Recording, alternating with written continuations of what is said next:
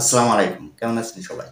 ই passport অনলাইনে আবেদন করলেন। অনলাইনে আবেদন করার পর এর সঙ্গে কি ডকুমেন্ট আপনাকে অ্যাটাচ করতে হবে এই ভিডিও থেকে আপনারা তা জেনে নিতে পারবেন। তো চলুন আমরা জেনে নেই কি ডকুমেন্ট আসলে আমাদের এই যে অনলাইনে অ্যাপ্লিকেশন করা হলো এর হার্ড কপির সঙ্গে যুক্ত করতে হবে।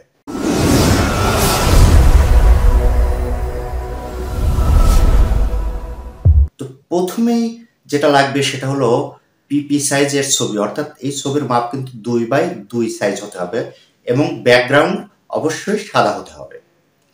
আর এছাড়া আপনার এনআইডি, আপনার বাবা-মায়ের এনআইডি, আপনি পুরুষ হলে আপনার স্ত্রীর এনআইডি, আর আপনি স্ত্রী হলে আপনার স্বামীর এনআইডি।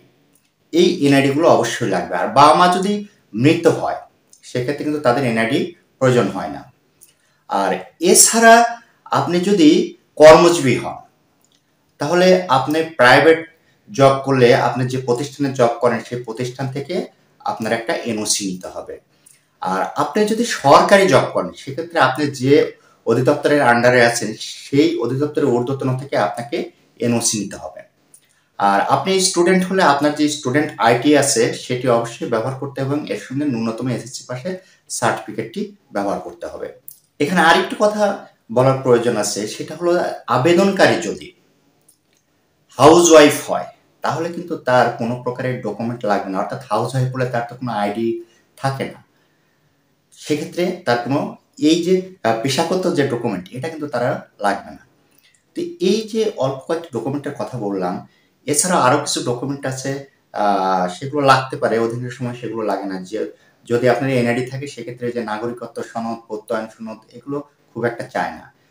তো এই যে ডকুমেন্টগুলো বললাম এই ডকুমেন্টগুলোই আপনার আবেদন করার পরে যে আবেদনপত্রটি প্রিন্ট করে নেওয়া হয় সেই হার্ড কপির সঙ্গে অ্যাটাচ করে দিতে হয়।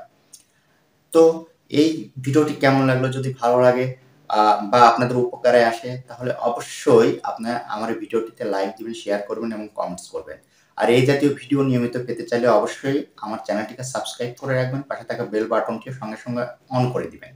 তাহলে আমি ভিডিও আপলোড করলে সঙ্গে আপনি তার নোটিফিকেশন পেয়ে যাবেন অথবা আপনি হোম থেকে দেখে নিতে পারবেন। আর আপনারা যারা আমাকে ফেসবুক থেকে নিয়মিত দেখেন তারা অবশ্যই আমাকে ফলো করে রাখবেন। তাহলে আমি ভিডিও আপলোড করলেই আপনার টাইমলাইনে সেটা পৌঁছায় যাবে। আমার সঙ্গে বেশ অনেকটা সময় কিন্তু আপনারা থাকলেন, সেজন্য অসংখ্য ধন্যবাদ জানাচ্ছি আপনাদের আবারও।